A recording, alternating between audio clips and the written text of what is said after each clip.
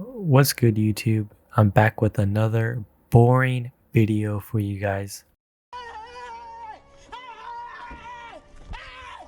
Why are you running? Why are you? In this video, I'll be changing the temperature sensor outlet. I received a check engine light and I wasn't sure what it was, so I plugged in my OBD scanner and I ended up getting an 10A208, which is the temperature sensor outlet. So I'll be flushing out the coolant and as well as changing the oil. So let's go ahead and see if I can do this. As you can see right here, this is the temperature sensor outlet and I'll be changing that. Alright, so I already got the car jacked up. Now the next step is I'm going to need to drain the coolant, and in order to do that I need to remove this intake box so I can get to the hoses. In order to remove this air filter, you remove these little clips here. There should be 4, 2 in the front and then 2 more in the back, and then these little grommets, you just pull it up. I'll go ahead and do that.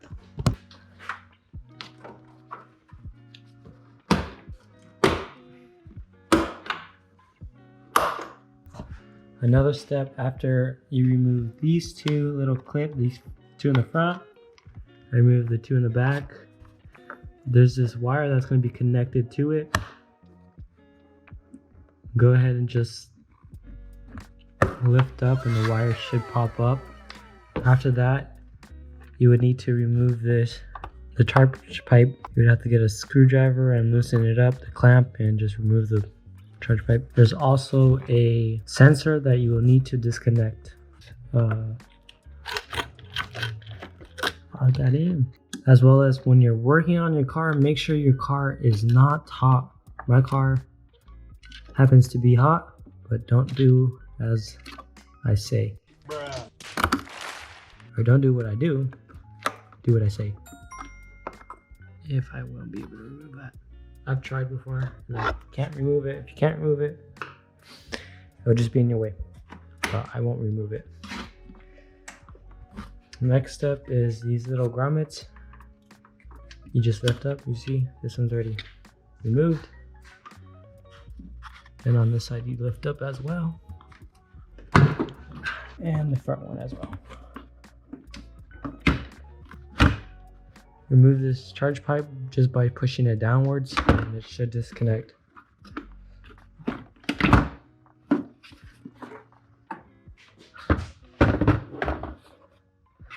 As you can see, you don't need to disconnect the wire, but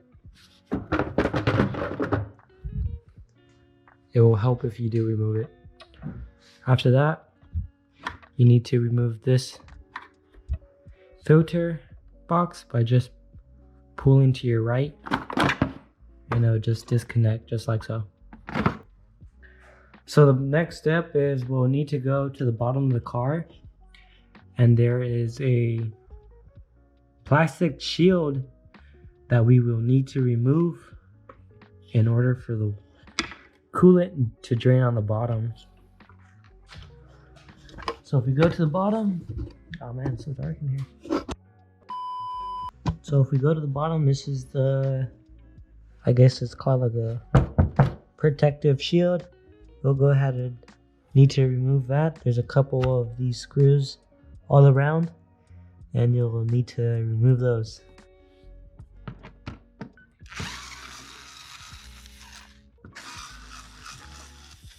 Once you guys remove the skid plate on the bottom, you guys can go ahead and remove hose that we need to remove in order to drain.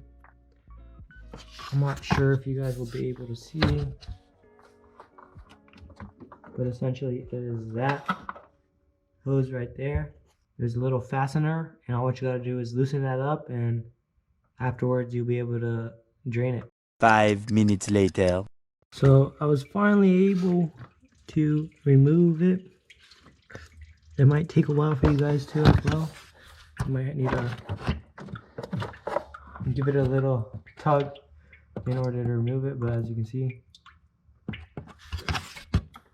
I was able to remove it, and now I didn't catch any of it in the bucket, but you know, that's okay. I'm gonna need to remove this sensor just by pushing the little clip and pulling on it.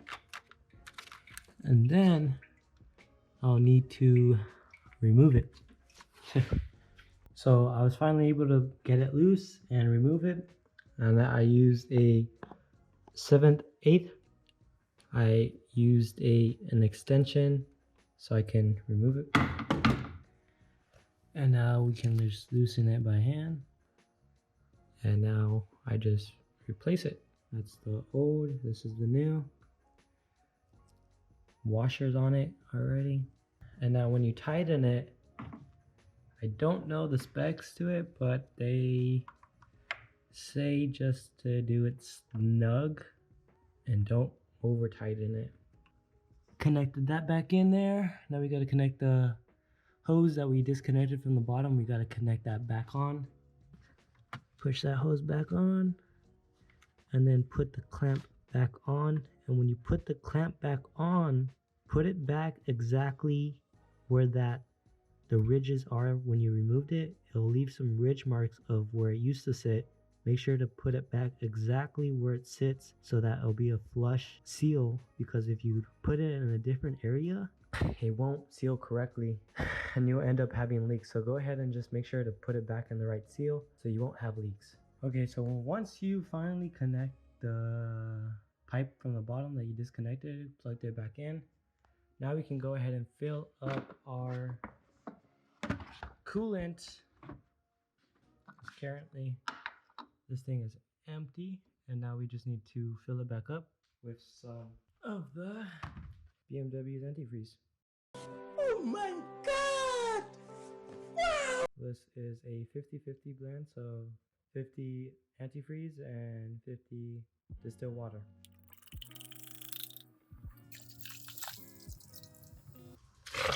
Oh! Mission failed. We'll get them next Yeah. time. Don't do what I did. Alright, so now I'm adding a little bit more because it needs it. Make sure I grab the filter this time so it doesn't spill all over the place.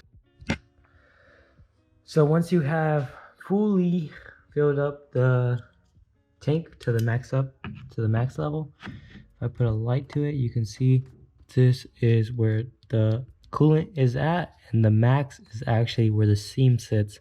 So I'm actually over just by a little bit.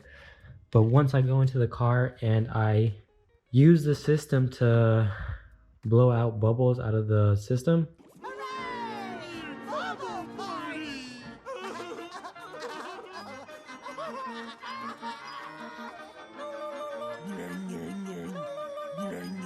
it should go down, and it's pretty easy to get rid of the bubbles in the system. One thing I forgot to mention is if you guys are changing your antifreeze to a different brand, make sure to completely rinse it out before you do put in the new antifreeze. Currently, I used to have a different color and brand. Apparently, I'm not too sure what brand they used to put in here, and this is the first time me changing it, so I need to completely flush it out and rinse it with distilled water in order to get the excess amount of fluid that's inside the pipes, to get rid of that. If not, if you mix two different antifreeze with each other, it'll end up like making a mess. So you guys don't want to do that. Just make sure if you're putting the same brands, you can go ahead and mix. You don't need to flush it out, but if you guys are mixing different brands, you need to flush the entire system out. So I forgot to do that. I'm going to do that right now. So I already drained out the fluid, and I didn't take off the skid plate. I just let it fall on it, but hopefully it doesn't damage it, but whatever. I already drained it, and now I need to put some distilled water in there so that I can flush it out. Once you have it filled up and you're trying to get rid of the bubbles on the line, make sure to put on the cap and then go into your car. So once again, in order to drain the bubbles out, and as well as for the antifreeze that's stuck in the tubes to rinse it out, I already poured in some water, just distilled water. Now I need to turn on the vehicle, and it's in accessory mode. Go ahead and just step on. Make sure your heater's up on 1, and then just push on the gas for about 10 seconds all the way down to the floor, and then you should hear the front. So we'll go ahead and just leave that running for about like 15 minutes. Let the system bleed itself out, and it'll get rid of the bubbles. Just every single time, once in a while, just check up on it and refill it if it goes back to empty. I have the battery connected to a charging terminal so that the battery won't die. I'm not sure if it's really necessary, but I am just doing it just for precaution. So I already went ahead and drained out all the water, and I did that a couple passes, and I felt like that was good enough for my liking. I did it about 3 times that I rinsed it out. I think actually 4 times. And now I'm gonna be adding my antifreeze again, the 50/50. I already put back my pipe. So if you guys don't have a funnel, the jug of water that you guys had, just cut it in half like I did. Essentially is a funnel for you guys.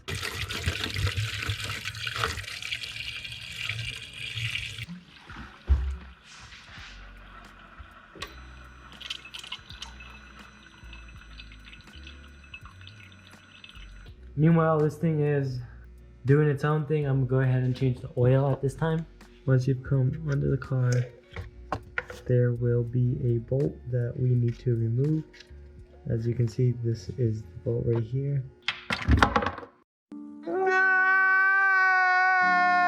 Oh, dude, why do I always drop it in there? Over it. Put this on it. Righty tighty, lefty loosey. This way, this way. There you go. Just remove it.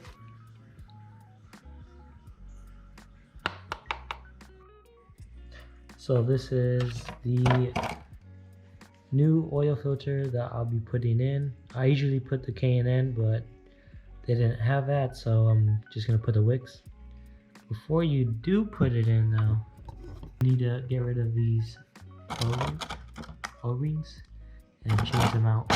You can get a little screwdriver to make it easier, and the package usually comes with new ones, so go ahead and just replace them every single time.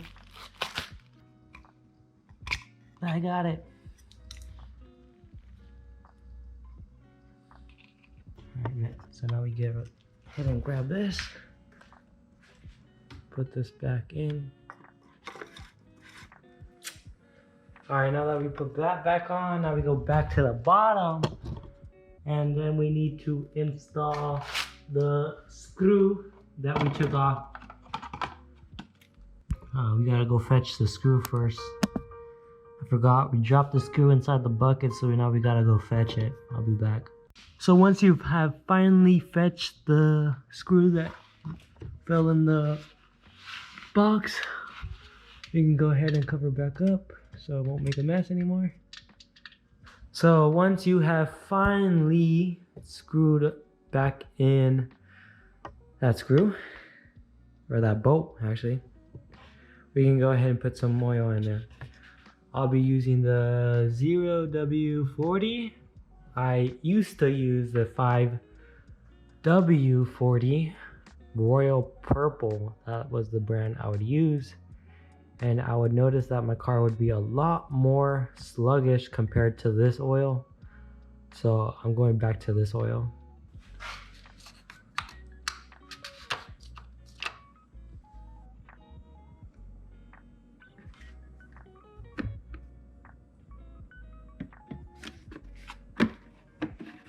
And that is 5 quarts.